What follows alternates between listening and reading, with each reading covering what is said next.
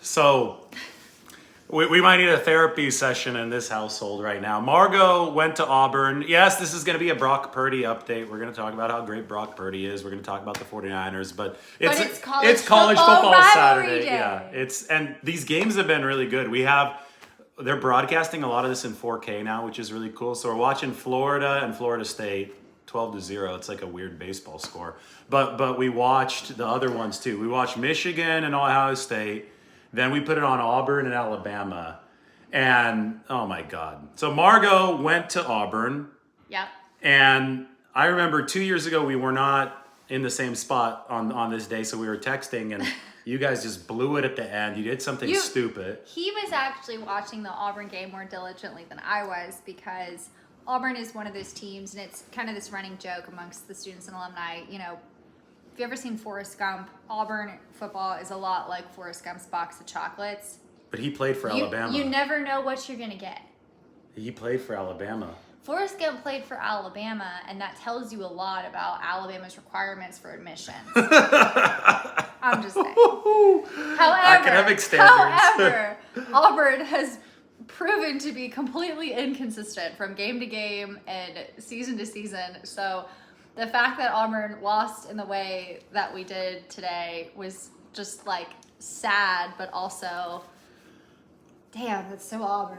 And we had an ultimate small world moment because the way they lost was absolutely crazy. First they muffed the punt. You're gonna have to recap that. I've tried to erase it from my memory. Okay, yeah. So first they muff a punt. They're up and they muff the punt. Alabama gets it, but then the Auburn defense does its job, or doesn't do its full job. Does most of its job.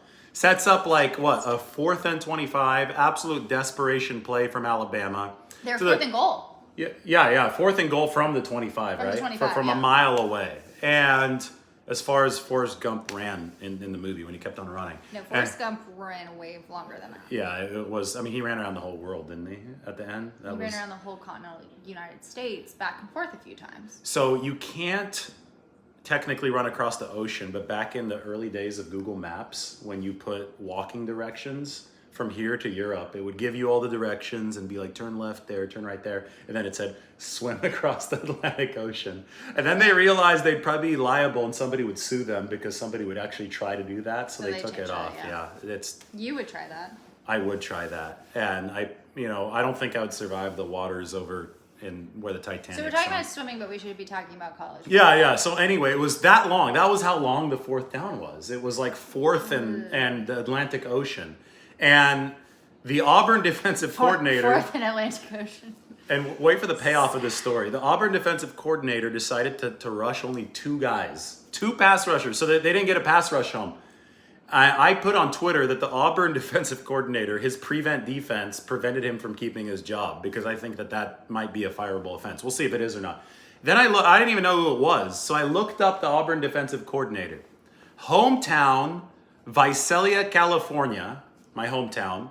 And I'm like, oh wait, this name is familiar. Ron Roberts. He was the high school coach at Mount Whitney High School when I was there at Mount Whitney. All caps, Alabama is so lucky. You look at the score and you're like, oh, Alabama whooped up on Auburn, but you didn't realize that they scored a touchdown in the last 4 seconds of the game because Auburn's defense was caca.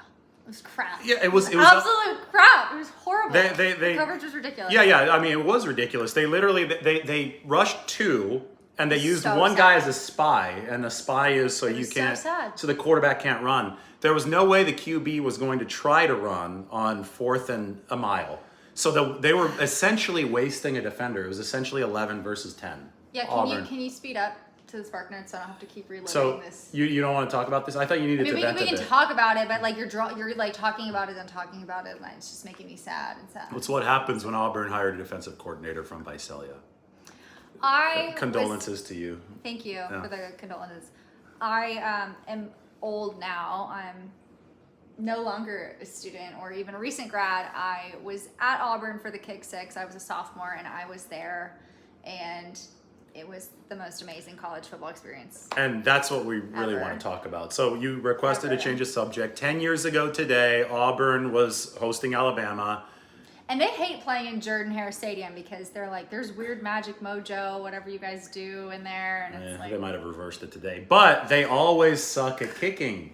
They can't kick. Alabama sucks at kicking regardless of if they're playing at Auburn or not. Yes, That's they're, just a they're just rule. bad. So they just suck at it. They're great at everything else. They're great at defense, offensive, special teams, great QB. All right. Suck at kicking. I don't care how good they are. 10 years ago, they really sucked at kicking, and you were there. Yeah, they really sucked at kicking because Saban argued for like 1 more second on the clock. And I remember being in the student section, everybody was holding up fives, like fifth quarter, overtime, let's go. Don't give Saban that 1 second. And no, never mind. Give him that 1 second. yeah, so they gave him that 1 second, and we ran it back for a touchdown. Anyway, this is a 49ers channel, so I should do my due diligence and not use this as my college football therapy session. However, shout out to Michigan for beating Ohio State. That was badass. And then Washington Won at the very end. That was Kalen DeBoer, actually. The purple team. Former Fresno State head coach, Kalen DeBoer. He's Washington's coach now. And we're talking about with our friends who were over at Washington. They don't tailgate. Well, they do, but they sailgate. Because they got the lake there. That sounds so yuppie, except it's like Pacific Northwest. Yeah, which is a little granola and grungy. But you got your yuppie people. Hey, somebody's asked me, what am I drinking? Oh, yes, this is my specialty cocktail that I made, Margo. You have a nice big ice cube. I call it the elderflower thistle. So you can make it with any type of base liquor that you want, but we did 2 parts gin because you don't like brown liquor. I'm a gin girl. 1 part elderflower Saint Germain, which is really nice. Aromatic bitters. Mm-hmm. Normally, we don't have the citrus right now, which is going to upset my dad, who's probably David watching. the bartender. But normally you put the little orange rind in there. Mm-hmm. Unfortunately, we don't have it. But thankfully, you had saved the day before this day happened when you froze these ice cubes with what's in them. What's that? They're roses. They're rose. There's actually a rose petal rose in there. blooms. So my mom grows tons of roses, and I usually find some that start to look like they're getting a little dry around the petals. And you take like a 4-cube like circular ice tray, and you put a little petal in each one, and you fill it up, and then you freeze it, and then you get this whole cool little flower in your ice cube, and it's a great way to have a garnish without looking like you tried really hard. Let's do a simultaneous taste test. Okay. I taste elderflower and flour and gin. And a little club soda. Yeah, a little club soda. That's where the carbonation comes He's from. great. I'm the som of the marriage, and he's the cocktail bartender. I can't tell the difference between red and white wine, except for except for the look. This is a nice transition opportunity. They used to call, the Raiders fans used to do this a lot because they used to call the 49ers fans derogatorily the wine and cheese crowd.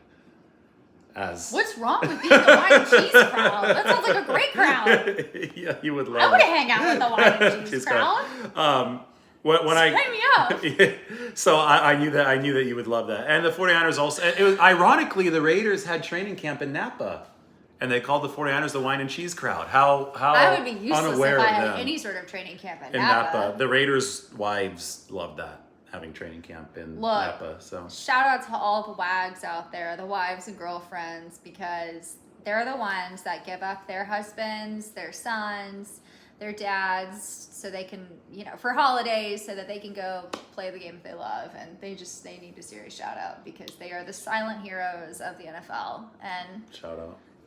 He may not be a player, but he travels with the team, so I definitely have some serious empathy for those women, and they're amazing. All right, let's deliver some of the. Thank you for saying that because you deserve a shout out. Let's give the people. Thank you. Let's give the people their little dose of 49ers talk that they want. We did a Brock Purdy film review a little bit earlier today. We talk about college football all the time. The more I watch these college games, especially the good college teams playing, the more it seems like whenever I watch the NFL, the 49ers most resemble a college team in a good way. Just like kind of through the camaraderie. I think the turkey eating. They all look. First off, Brock Purdy looked like he was 17 years old with his cap on, eating a turkey. Brock Purdy had a little like shit-eating grin on when he was eating his turkey leg and talking. Like he was having the best time, and he didn't have to say a word. He just. And he doesn't talk all that much ever. And I think he made one side comment and then like immediately dug into his turkey leg and then passed off that baton to Debo or C-Mac. And I think that's like a leadership virtue, though. We could tell the story. Maybe not everybody knows it. You read the article. The story when Brock Purdy took over about a year ago. He's in the huddle. And you know George Kittle, like he's loud and a little boisterous. I'm not going to say obnoxious because that's mean, but he's boisterous. He's not obnoxious. I think like someone who's obnoxious is someone who's a little bit like, Philadelphia fans. I don't like Eagles fans. Eagles fans think they're cooler than sliced bread because they think the Eagles are cooler than sliced bread. I said what I said. The Eagles have a below average defense this year. Don't tell anybody. Don't tell the 49ers offense. We'll find out next week. Eagles, Bills tomorrow. But anyway, George Kittle, he's not obnoxious. That's not George Kittle is wacky, but he fully embraces it, and he's just like, that's me. Take me or leave me. Love me or leave me. As I steal this entire turkey off of the 50-yard line and run back to the 49ers locker room with it. So he tried to bring that kind of energy to the huddle when Brock Purdy first took over. This might have been against Miami or Tampa Bay. I forgot which game. It was last year. He was 22 years old. And Brock was 22. 22. He steps into the huddle. Yeah, the kid that looked like a 17-year-old with a cap on eating turkey with the shit-eating grin that you talked about. Anyway, he steps into the huddle. And there's all pros all around him. Like Trent Williams is arguably the greatest offensive lineman to ever play the game. He's in there. George Kittle, all-pro tight end. Debo Samuel, Christian McCaffrey, all these great players. Brock Purdy steps in. Nobody knows who he is. George Kittle is being his normal, wacky self. And Brock Purdy's like, I got to get this play call in. So in the NFL, as opposed to college, you don't do signals. The play call comes into the helmet radio of the quarterback. So Brock is trying to listen to the play call, and he's having a little bit of trouble hearing it, and because George Kittle's being a loudmouth. And Brock, the new guy, is like, shut up, George. And everybody just gets quiet, and George Kittle's like, okay. And Trent Williams just starts cracking up because Brock Purdy told him, George Kittle, to shut the F up. If you can make Trent Williams laugh that early on, you have a presence to you. You don't have to talk a lot, but you have that presence to you, right? Yeah, 1,000%. Well, there's a little bit of presence and respect there that's like, okay, do your thing. And I think go off. Christian told me that moment is like what solidified Brock within the locker room. There needed to be a moment like that. It's a human. At the end of the day, it's not just like a video game where you plug in a player and tell them to throw by pressing a button. There needs to be the human interaction. So here's the thing that I've learned a ton with like dating David and being engaged, now being married to a man who works in the NFL, and it's like you are fully in. And I always followed Auburn football and SEC football, and it was so fun. And watching 18 to 23-ish, 24, players play each other is one thing. And then you go watch the NFL and you're like, oh my gosh, like these are adults. Like there's no like real age range, right? I mean, how young is your youngest NFL player? What do you think? For the 49ers, who's the youngest player? 22? Yeah, 22 at this point. I'm trying to think who on it the is, starting roster. 20. I think they drafted Lance when he was 21. So 21 to 22 is going to be the youngest. So 21 to 22, and then what's the age of your oldest player? Trent's 35. Trent 35? Williams. Yeah, he's 35. So you have like a 15-year age gap between these guys, and they have to learn how to be a team. So the commonalities are going to be a little bit different because, you have some guys that are just in different life stages. So I don't know. It's just, to me, that was one thing that I thought was really interesting from like being an SEC college fan and like migrating over to the NFL of how do they interact with each other? How do they build camaraderie? It's easy to build camaraderie when you're playing for a college team. You're like, yeah, like you have your mascots and your chants and, you're almost forced to in a way, right? It's you kind of want everyone to drink the Kool-Aid, but it just looks different. And I'm not saying that the camaraderie is like less or more in the NFL. I'm just saying it's just different. Trent Williams, this brings up a thought in my head. Every year he takes two of his young offensive linemen, and he's the 35-year-old oldest guy. So he takes two of the 22-year-olds, and he flies them on his private jet from workouts in Texas to wherever they're going next, usually to training camp. Mm-hmm. So he did it with Spencer Burford this past 2 years. Mm-hmm. So how cool is that? As the 22-year-old, you get to fly in Trent Williams' jet. And I think, you talk about the challenges of creating camaraderie. Maybe that's why the 49ers are able to do it, because even their mid-30s veterans are willing to reach out to the younger guys like that. So that's a culture thing. And you don't have that with every NFL team. No, you don't, yeah. I mean, you don't have that. You talk about culture within, like, collegiate teams. You talk about it within companies or businesses, people that work together every day. Regular Joe Schmoes like me who go into the office Monday through Thursday and work from home on Friday. Like, you have a culture that's nurtured, and, it can only be nurtured by your veterans. People like Trent Williams, people like a Deebo Samuel, or even a C-Mac who, like, he was a recent trade, but he's a star. So how do those guys replicate, like, A, recognize the culture, B, decide to be a carrier of it, and C, go and, like, pass it on to the rookies? Because that, to me, is what makes the 49ers, this, like, iconic team. Exactly. I think regardless of the record. To be a culture setter, you have to have some earned respect. There has to be some substance behind it. You can't just walk. Always. Yeah, you can't walk in as a rookie or as an unaccomplished player and set the culture. So you're very reliant on those star players to set the culture. And if those star players are bad apples, if they have rotten personalities, if they're too big inflating their own egos, then you're not going to actually have a team culture that can, can bring your talent up. Yes, exactly. And you want to replenish the talent at the end of the day. Like, you may have rookies, but if they're not going to carry the culture and like really be a team player, then that's great. They can go be a star player, but one player can't go win a Super Bowl, or one player can't go win an NFC or an AFC championship. And that's what people have so wrong about this entire debate. We see it every week with Purdy. Is he elite? Is he not? And somebody asked Kyle Shanahan the other day, is Brock Purdy an elite quarterback? And Shanahan just essentially said that's not the question at play here. There have been a lot of elite quarterbacks to not win a Super Bowl because it's a team sport. Like football, I don't know if you read the article I wrote about the football in the Czech Republic, but the guys that played there. It's an awesome article. Oh, awesome. Thanks for reading. I didn't realize I had sent that to you. But anyway, no, seriously, thank you. What stood out to me is that there were these people that weren't exposed to football because they lived under communism, and then once they finally got to play, the way they glowed about the sport.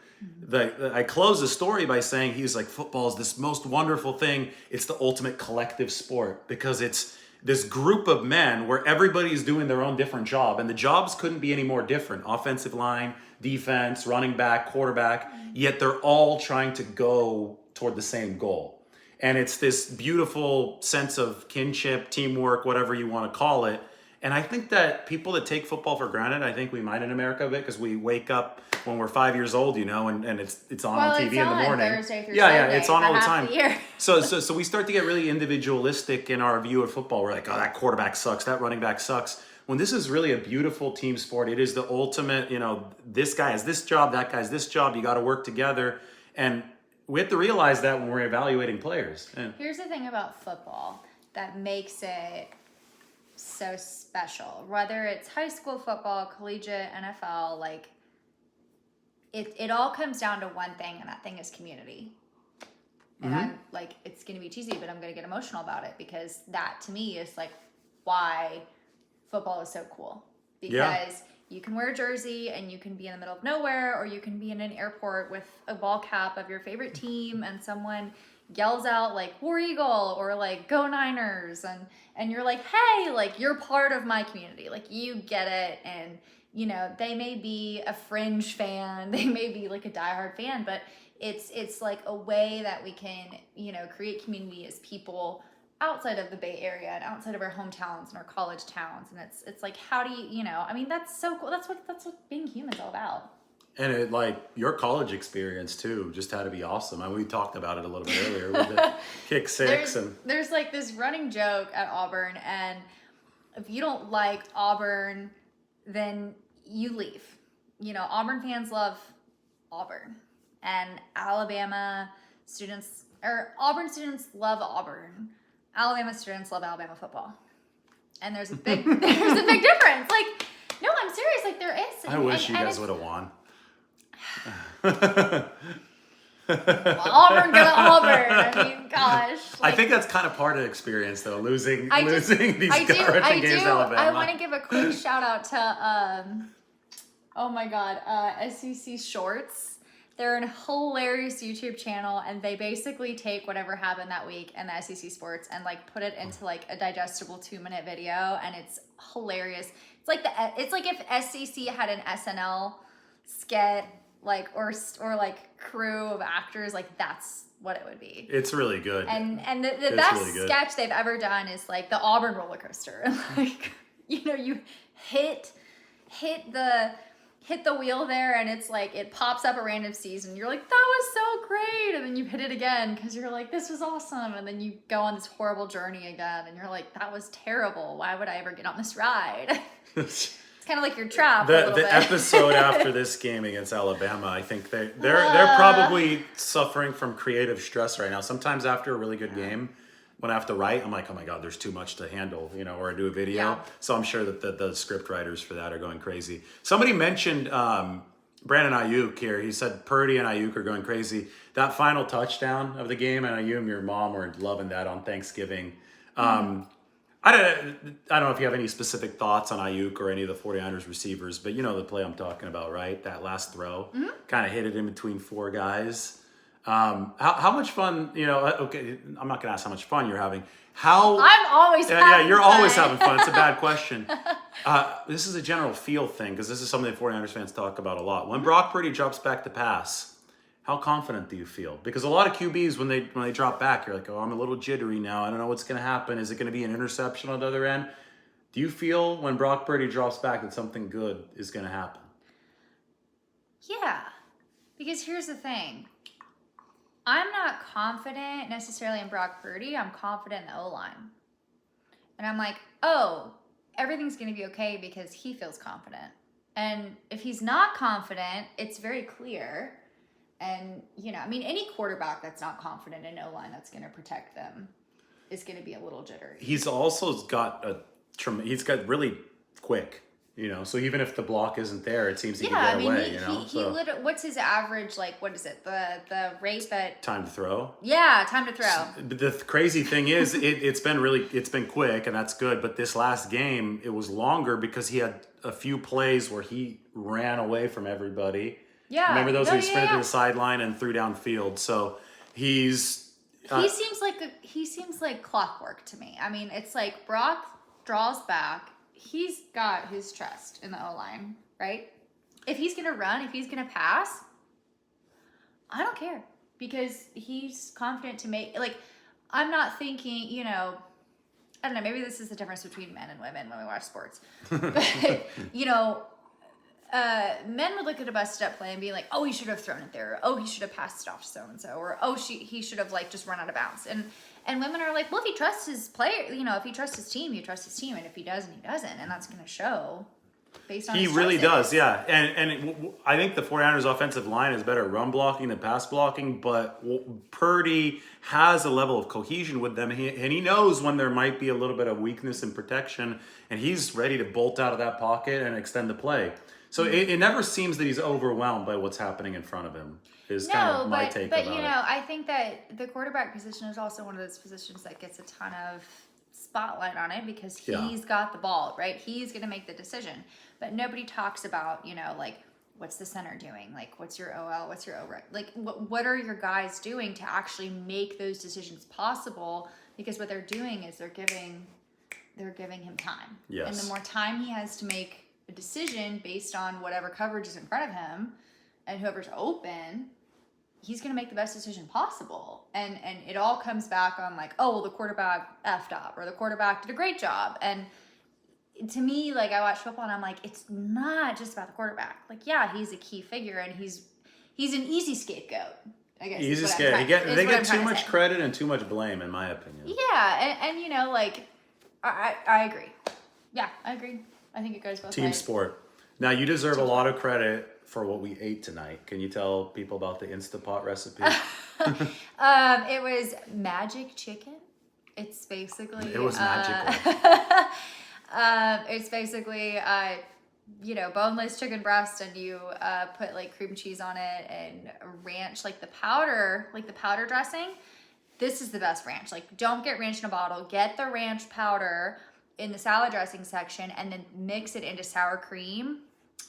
So much better than any like ranch dressing you're gonna get in a bottle. I didn't know about that part of the ingredient. Yeah. Oh. So you take the ranch powder and you sprinkle it over, and then you do it on like high pressure for 15 minutes, and then you mix in like cheddar cheese, and then shred the chicken and top with bacon and green onion, and you can have shredded chicken nachos or chicken tacos, or just eat it with a fork. You know, whatever you want. I had both. I had to like have a fork because I didn't have enough chips to scoop out all the chicken. Yeah. But we made it once, like 3 months ago. Yeah. And then today we had a couple of friends over. A couple of friends are Michigan fans. They were really happy about the game. So hi DJ, hi Allie. Yeah. I told them to watch on their way home, so we'll see if they are. But anyway. Oh, what's a must-try Shohan? We're gonna sound so basic right now. Oh my god. Chicken tikka masala. Okay. No. But tell me about the other one. Yeah. The mole, the shrimp mole. Mole. We're gonna sound so basic, and you start singing that. Okay.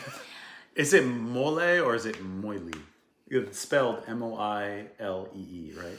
I'm not cultured enough to know the answer to that. I'm not sure if anybody watching the show tastes like buttered popcorn sauce that you've put on sauteed shrimp. You said mole. So you said mole. Right. Okay, yeah, mole. That's what I thought. So the chicken tikka masala and then the mole shrimp.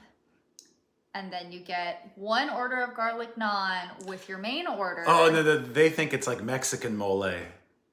What? No. Yeah, this is no. Mole. We're not talking about that mole. We're talking. We've made mole. We made it back in Mexico. Yeah, we've made mole that you guys are talking about. We're talking about a different mole. I saw the comment section and people would tell me to go to Mexico, and I'm like, no. Well, I'm not talking about that mole. We're talking about, okay, mole? Let's zoom out and tell people there's a place here in Nashville called Shohan that is an Indian Southern fusion restaurant, like Southern American cuisine, but the Indian food. It is awesome, and it's called Shohan. And chicken tikka masala is one of the dishes. The chicken is amazing. It's great. The other dish that we get is shrimp, and it's got this yellow sauce, and it's called, or spelled, Moilee. Everybody's saying mole is the bomb. They all think it's... Mole is awesome. Mole is great. We've literally cooked it. We spent like 3 hours cooking it in some woman's home in Mexico. In Puerto Vallarta, right? In Puerto Vallarta. Yeah. It was Lucy's, right? I think it was Lucy's. Don't we have the hat still? It was Lucy's kitchen. You have the hat, and you didn't take the apron. No, I got the hat instead of the apron. It was awesome. That was good, but sorry, we're not talking about the kind of mole. I had to hijack this before it went off the rails. It was like, everybody was like, oh yeah, mole, let's go. So anyway, moily. Yes, and yes. So everyone's correct. Can you continue? You're in the middle of the thought of talking about how it was. Oh, so you order your tikka masala and then your mole, whatever the hell it's called. Liquid gold. That's not. It's different. It's different. Yeah, it's different. Yeah, I know. You can't say that. You're going to give people false advice. Because you order the thing that looks brown instead of the thing that actually looks like liquid gold. Correct. This looks like liquid gold, and it literally tastes like if buttered popcorn was a sauce. It's delicious. Mm-hmm. It's so good. And you order garlic naan when you order your entree, and then they bring the entree, and then you order another round of garlic naan. So it's hot, and that's his trick. You can also get an appetizer that is chicken tikka masala poutine there. And for those of you who don't know... literally like, what is it? Chicken tikka masala on top of fries. So poutine is from Montreal, Quebec, Canada, where it is ungodly cold. Like where you will literally die in the winter because it's so cold. Not literally, but I'm tossing that word around a little too casually. Margaret Anyway, wouldn't hang out there. yeah, it is so cold in Montreal, so they have to like develop like a little bit of comfort food, and the comfort food is Carbs. carbs. Hot carbs. So think French fries, like kind of little balls of cheese, little cheese curds or whatever, and like gravy or whatever. That's poutine in Montreal. So you go to Chohan, which is the Indian Southern fusion restaurant. They have It's technically like Shohan Ale and Masala a House. Masala House. Yeah, Shohan Something Ale and like Masala House. You go to this place, and they have taken the rest. I don't know why they inserted poutine into it, but it's good. But instead of the gravy that they pour on poutine, It's like Indian nachos on French fries. they put the masala sauce, right? It's Indian nachos on French fries. And chicken tikka masala, that is a hybrid dish between Indian food and British food to begin with. So you got like 5 hybrids within one. It's a good spot. We're not going to Montreal anytime soon in the winter. We'll go in the summer. I think you got a relative with a statue up there, so we got to find that. So what 49ers rivalries do we need to talk about in relation to our current 49ers roster? Who was watching the games tonight? Do we have any Alabama, Auburn? Do we have any Washington State, or Michigan, Ohio State guys? Dante Pettis went to Washington. He's no longer with the 49ers. R.I.P. Michigan the connection to Michigan is Harbaugh, right? Jim Harbaugh, their head coach, used to be the head coach of the 49ers. Tell me more about that. Ohio State, Nick Bosa and Chase Young. The coach won the Michigan game, and he was like, "It's all for Jim." Like, Yeah. You know. All for coach. What was that? Yeah. Because Harbaugh is suspended for these 3 games. Which is yeah. It's. I mean, I don't see anybody not doing that kind of thing. Whatever. But so Harbaugh's suspension is done. If it was a ploy from Ohio State to get him suspended, which some people speculate that it is or was, then it didn't work because they won. Harbaugh is going to be back next week. It's going to be the Big Ten Championship. Okay. And Nick Bosa and Chase Young from the 49ers both played for the enemy of Michigan. They played for Ohio State. So, and the Niners also have Michigan guys. They have Ambry Thomas and Jake Moody, the kicker. So can you do me something to help me understand? Can you talk about the level of difficulty of the 49ers schedule this year? This is a good thing to finish up on. I love this right here. This is, the 49ers have gotten a raw deal from the NFL this year. They have But why? But why? Good question. Thanks for setting me up. They have a net rest disadvantage of over 20 days. And what that means is when you look at a 49ers game versus any given opponent, you look to see, do they have more or less rest than that opponent? So if the 49ers are playing somebody and the Niners are coming off a bye and the other team isn't, that's like +7 net rest advantage. Does that make sense? Do I carry the 1? +7, 0 +7. You don't need to carry anything. I know you're an English major, so is kind of. Yeah, but I work in merchandising. Yeah. Don't tell my boss. So anyway, Retail math. So the 40, let me illustrate this. The 49ers played the Browns this year, and the Browns were coming off of a bye. So the Browns had +7 on the 49ers. They had 7 extra days of rest. That's not fair. Okay, you think that's not fair? Then the 49ers played the Bengals, and the Bengals were coming off of a bye. Another +7. You think that's not fair? Then the 49ers were playing Jacksonville, coming off of their bye. The 49ers were coming off a bye. Guess who else was coming off of a bye? Jacksonville. So it was +0. You never explained it to me like that. Yeah, so it was +0. He never explained it to me. The 49ers do not have a single game of rest advantage except for the one coming up, Philadelphia, because the 49ers played on Thursday and Philly plays tomorrow. So that's +4? +3, +4? The 49ers are resting right now and Philly's not because Philly has to play another game. But the 49ers are resting now because they played Thursday and they had already played on Sunday.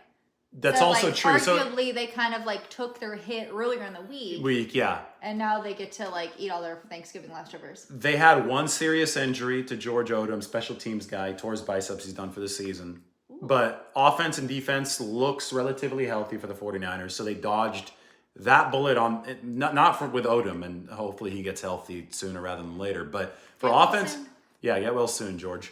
Offense and defense have been relatively healthy for the 49ers, so hopefully they can take the extra few days and rest. So tell me how scary the Eagles are. Are we scared? Are we scared of the Eagles? Are we? I don't think know. Philadelphia is not nearly as good as they were last year. The defense has dropped from a top 3 unit. They're ranked, the advanced metrics say number 17 out of 32 teams. They beat Kansas City last week. They too. did, but Kansas City has also fallen off, which is Kansas City seems like one of those trains. It's kind of like doing this on the tracks. Like you're like, oh no, like it could derail, it could not. somebody I don't know. in all caps. We weren't scared last year. Yeah, I love the attitude. Manifest it, right? Just manifest it. I think Philly is not as I'm good as not last scared. year. I'm just nervous and excited. Yep. But what Philly has proven, and you have to give them credit, is that they obviously are, what are they, 9-1? Yeah, they're 9-1. They have found a way to win these close games. They have found a way Philly? to, yeah. But I Sounds do like think Alabama.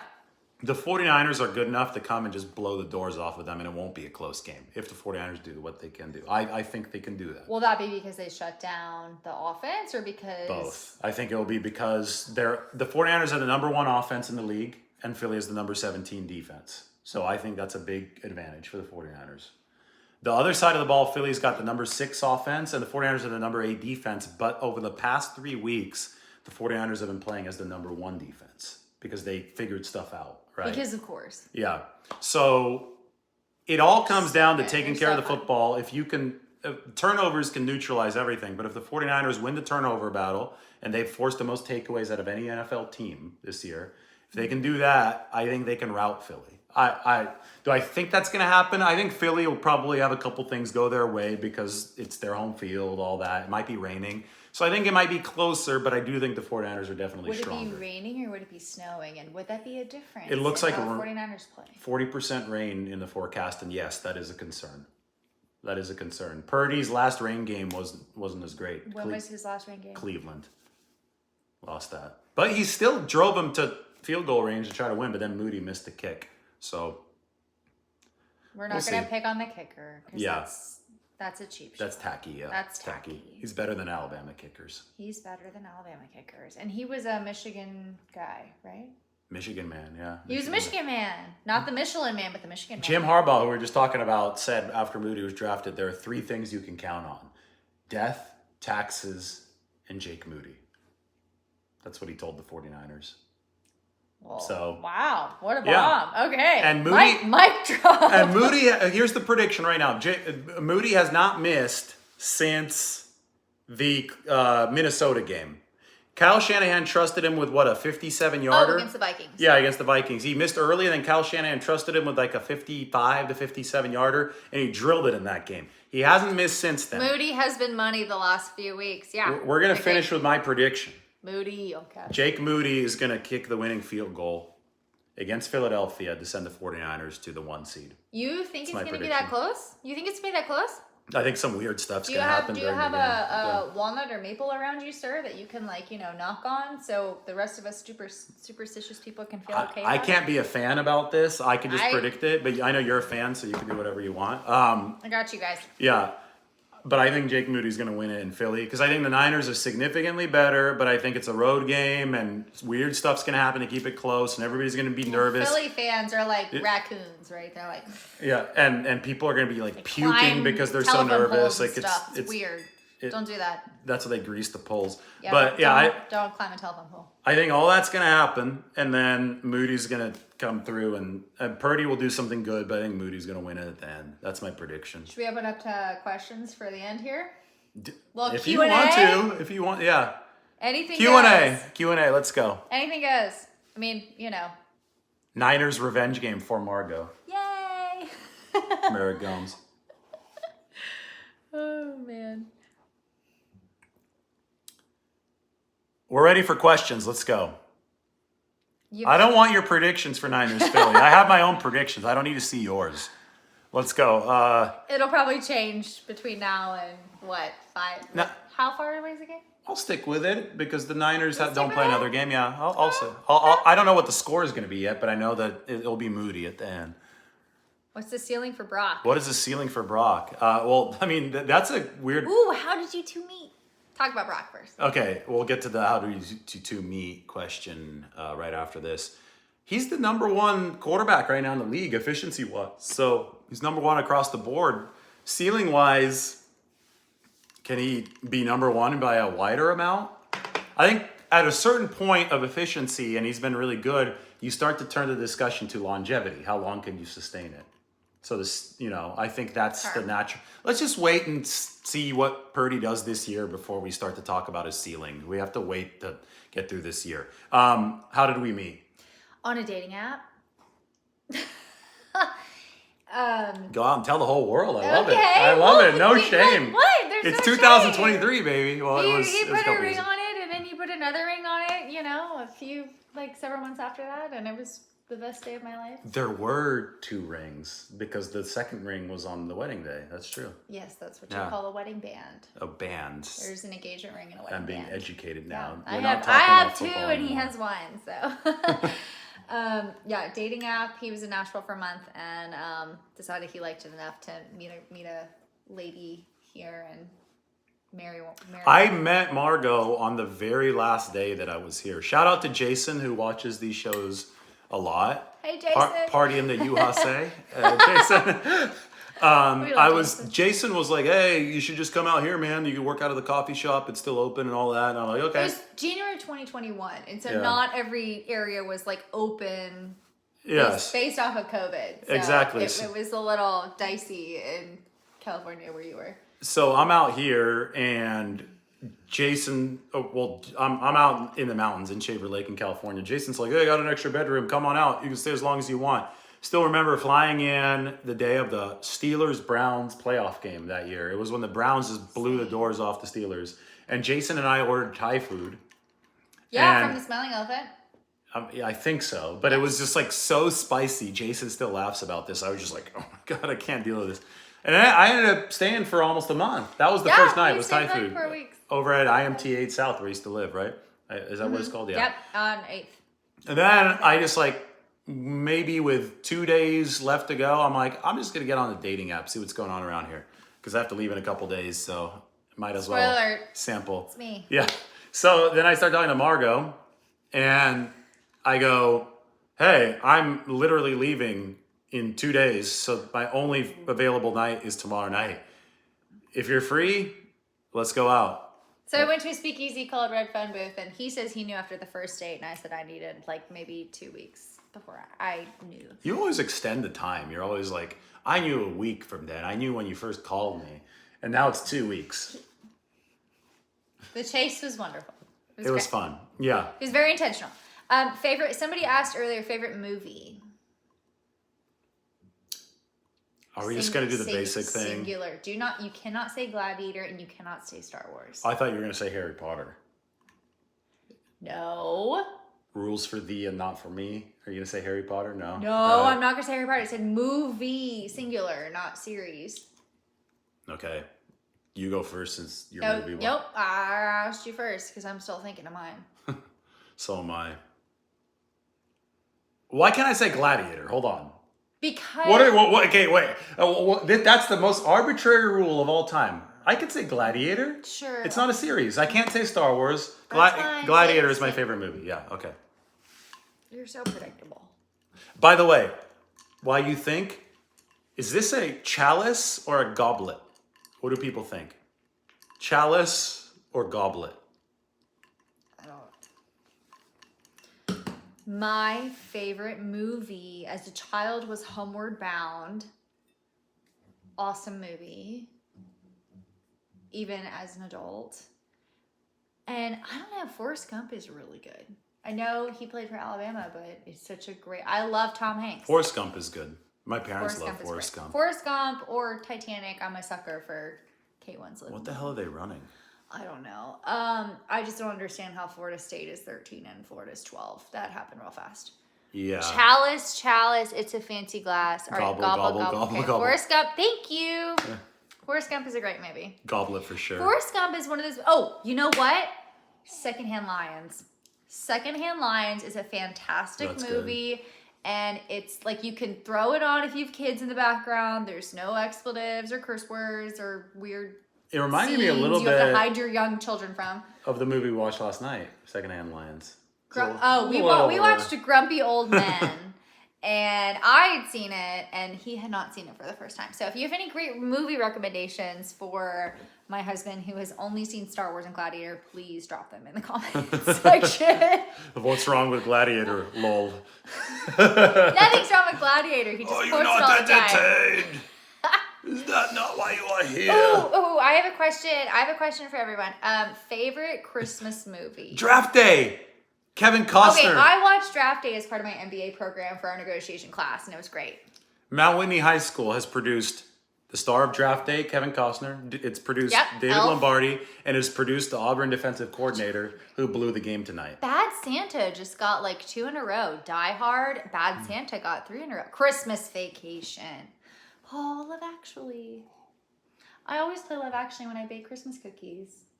When is that happening? Next Saturday? It's happening on Friday. I'm taking a day off of work to bake cookies all day because we have a Christmas party. So we'll have gingerbread, we'll have peppermint bark chocolate cookies, we'll have snickerdoodles, we'll have pigs in a blanket, which are not cookies, we'll have pimento cheese, and all the things. They asked me, did Mose Bar go to Redwood? No, Mose Bar went to my high school, Mount Whitney. That was a great player that went to Mount Whitney. People are talking about my high school. I feel like I'm going to throw a grenade in this chat right now by asking this question. Think before you speak. It's Christmas movie related. Like, what's my favorite Christmas movie? No, like, is Die Hard a Christmas movie Oh. or not? I know that was the question of 2021, but I'm bringing it back. George Kittle said yes. Where did Margo live when she was at Auburn? I lived in Eagles West. I lived in the Village on the Hall for 2 years, and then Eagles West, which is right next to Edge West, where my best friend lived. And it was great. It was right across from campus. Ted Porterville. Lasso. Porterville's where Whoop! my Whoop, dad's whoop. from. We love Porterville. Yeah. Die Hard is a Christmas movie. Yep. What are gas prices out there? $3.19. Seems pretty foreign, huh? I believe. It costs me like 90 to 100 to fill up in the Bay Area, and when I fill up out here, it could be what does it cost? 40? I don't know. I don't ever about look. 40, I've but- conditioned myself to not look because you're gonna have to fill up no matter what. So if you look, it's just gonna piss you off. It's less. Yeah, than so what you I know fill it's up less. for. Yeah, I was actually logging it the other day. Of course, I've heard of Porterville. There's a Lombardi Avenue in Porterville. Isn't there a Lombardi High School? Is it middle school? Middle school, yeah. Okay. I think it's a middle school. Same Lombardi's. Not related to Vince Lombardi. but Somebody brought up Porterville in the chat. Somebody's asking why Porterville got brought up, but Somebody commented. Springville. Wow, people are getting deep into their knowledge of an area of California a lot of people don't know about. Hey, we're at 47:20, so we're gonna go to 49 minutes because that's just right. That's right. You have any final thoughts here? I don't know. Just other open questions. Did you like the cocktail? I thought it was fantastic. We basically made the show the length of a cocktail. Pretty much. So it was You know, I drink an hour. good. Now, do you have any predictions for what's going to happen in the Philly game? Or are you one of those people that just sits back and Ooh, someone said New Year's Eve plans. That's a great. You should talk about our New Year's. We're going to be in DC. Margo's going to go to 3 straight games. She's going to the Baltimore game, which is in Christmas Santa Day. Clara, Christmas Day. Because we're married to the 49ers. You're welcome. Then you're coming to Washington D.C. for New Year's. Yep, against the Commanders. You just It's booked an your away flight game. today. That was exciting. Thank you.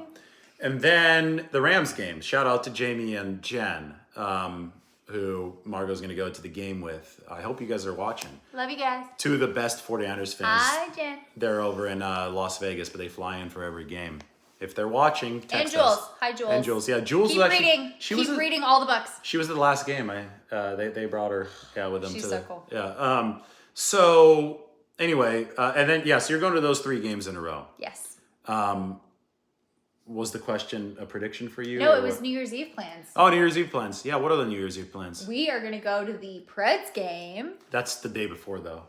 That's the 30th. the day before. Yeah. But it's a trip. We're going with our some of our best friends, Isabel and Elliot. Shout out. They're huge Preds, Nashville Preds fans, and Against the Capitals. Against the Capitals, Yeah. so we're gonna watch the Preds play and hopefully win, and go out to eat, and then probably go to the game the next day. And then I think the next day we also have dinner reservations in DC. If you're doing anything cool in DC, let us know in the comment section. Maybe we'll swing by and we'll say hi.